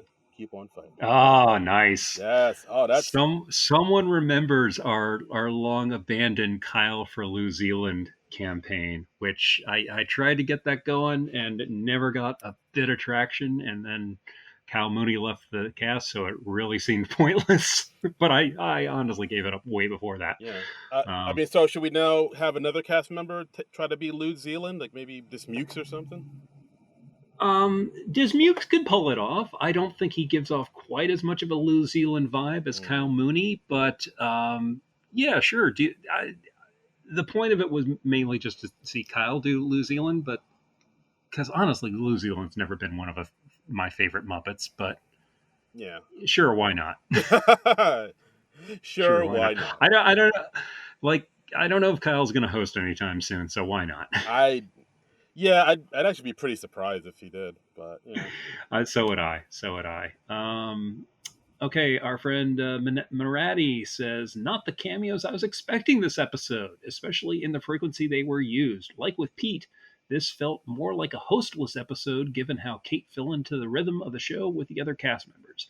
It wasn't the best show, but not a bad way to end the year. Yeah, I think that's a good assessment. yeah, Yeah. I'd go with that. And And you want to read the last one? yeah, I'll read the last one. You read two, I'll read two. Okay. Our friend Jacob at darkmatter_362 says, Paperless Post and Weekend Update were great. The rest, not so much. Cold Open was boring. Monologue was decent. I wish Pongo would have worked for me. North Pole News was better when Eddie did it, Mm-hmm. and the rest was okay. I was happy to see Maya Rudolph and Kristen Wiig, but in the end, it didn't add much. And then Jacob adds on a little gif from Ren and Stimpy of Mr. Horse saying, "No, sir, I don't like it." Mm. So excellent gift selection, Jacob. Yeah, he actually I had a little bit approve. more to say at the bottom. Oh, did he? Did he have a reply after that? Let me load that up. Okay. Well, I can Oh read it real yeah, quick. yeah. Go He ahead. said, "I'll add that the two gift segments, Yankee Swap and Gifts from Mom, would have easily been favorites if not for the age-old problem SNL has of timing when it comes to the ending." Hmm. Yeah, I'd agree. Both of those could have ended a little stronger. And endings are tough. They are always tough. Yeah. Every time we do So this podcast, we have no idea how to end it. no, we have no idea how to begin it. We have no idea how to end it. I think the middle's usually all right, Yep. but That's when we find our yeah, rhythm. it always starts weirdly and peters out weirdly. That's And that's the way we do it. yeah, I mean, at least we have a sign-off line now, so Absolutely. that's good. Thank God we stumbled on that one day. Yeah, absolutely. Whew.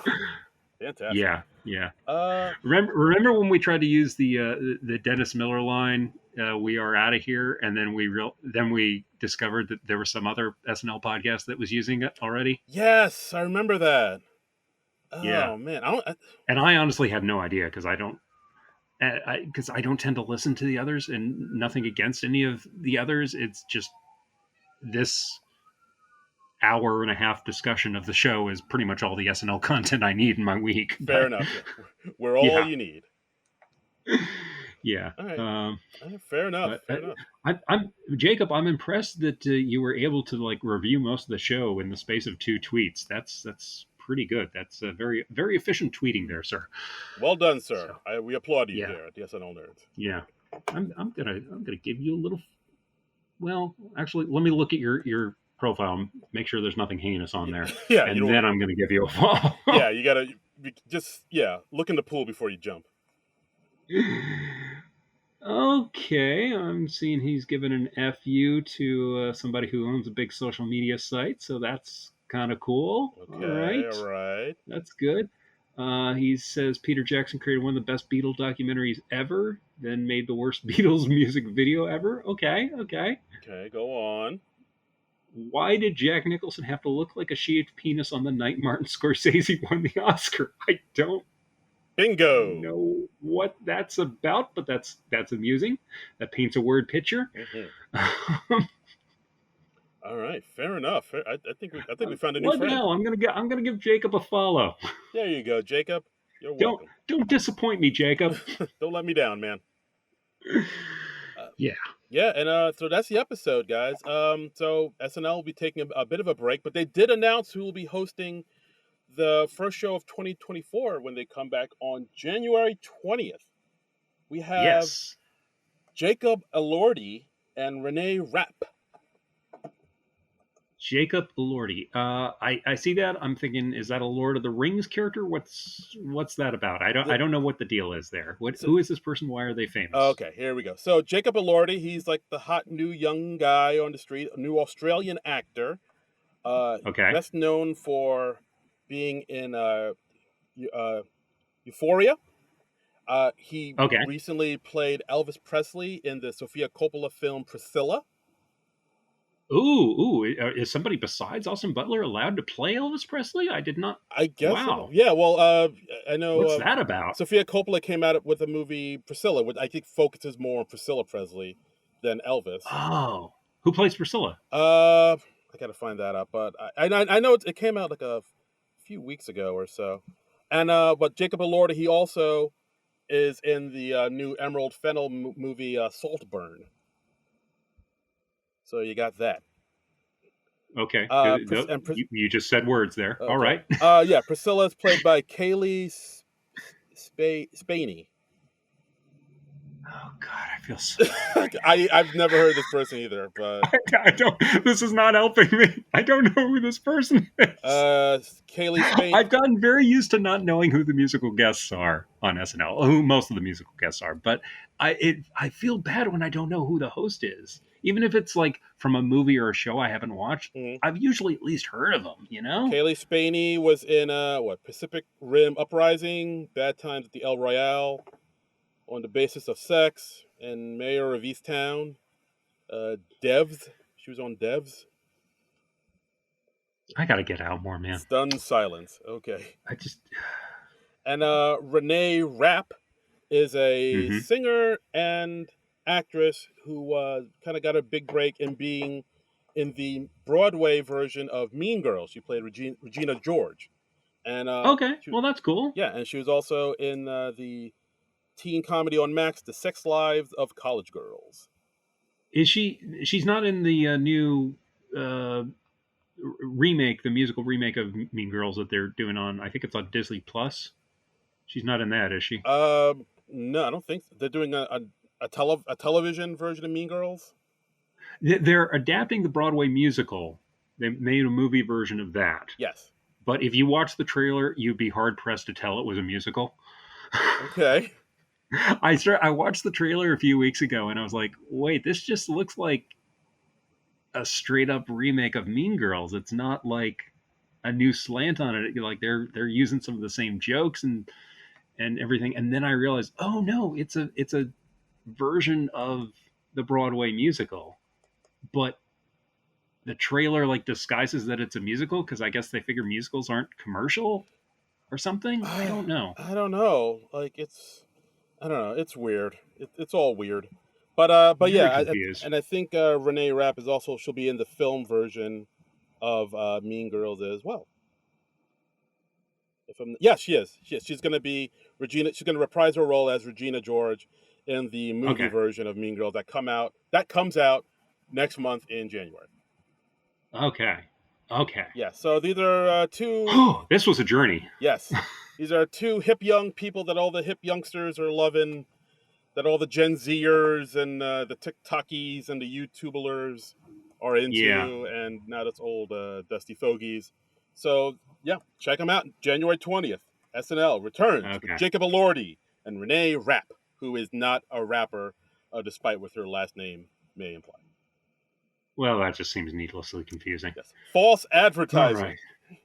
So, what are we going to do in the meantime? We're gonna keep. Are we going to take like 3 weeks off What? for the holidays? No. Why would we do that? No, that's not how we roll No. here at the SNL Nerds. Hells no, son. We ain't doing that shit.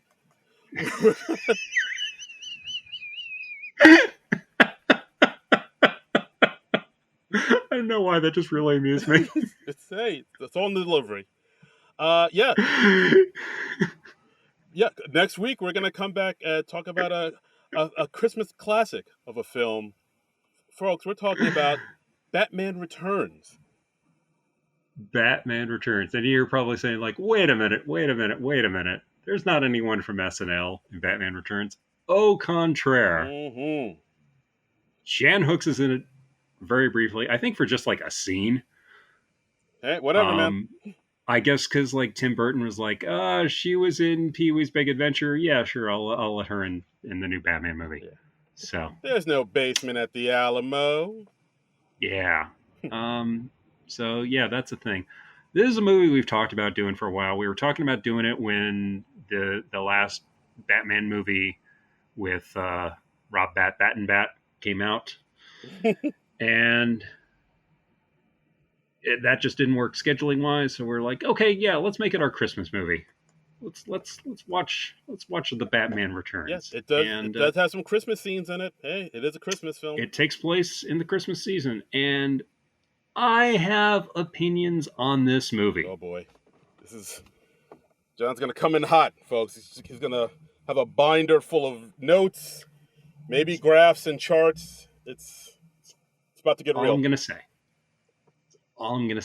Oh boy, I have opinions on this movie. Oh boy. I better prepare myself. I better get a good night's sleep and some Gatorade. Buckle up, because we're talking about. Buckle up. We're doing it, folks. Not the Dark Knight. Jesus Christ, Batman Returns. I mean, the character is also called the Dark Knight. So you can say the Dark Knight. Okay, very good.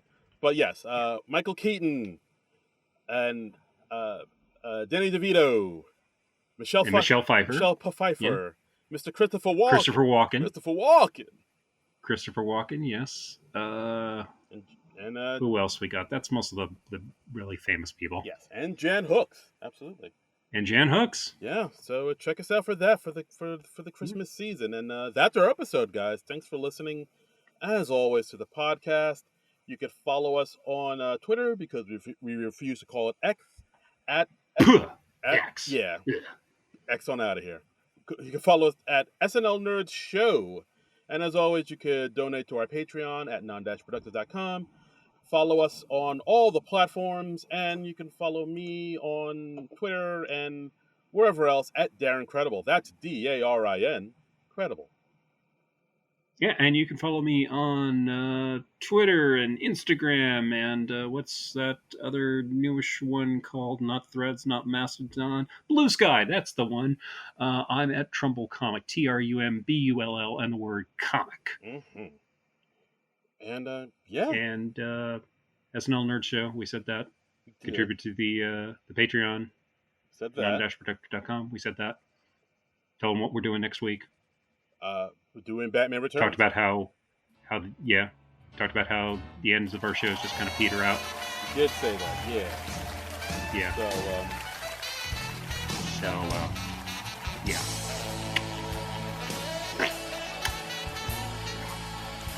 So that'll be next week. Batman Returns. Yeah. We're gonna talk about it. Uh-huh. We're gonna have stuff to say. What? Yep. Pretty much. Yeah. But until then, nerds out. This has been a non-productive media presentation. Executive producer Frank Hablawi. This program and many others like it on the Non-Productive Network is distributed under a Creative Commons Attribution Non-Commercial No Derivatives license. Please share it, but ask before trying to change it or sell it. For more information, visit non-productive.com.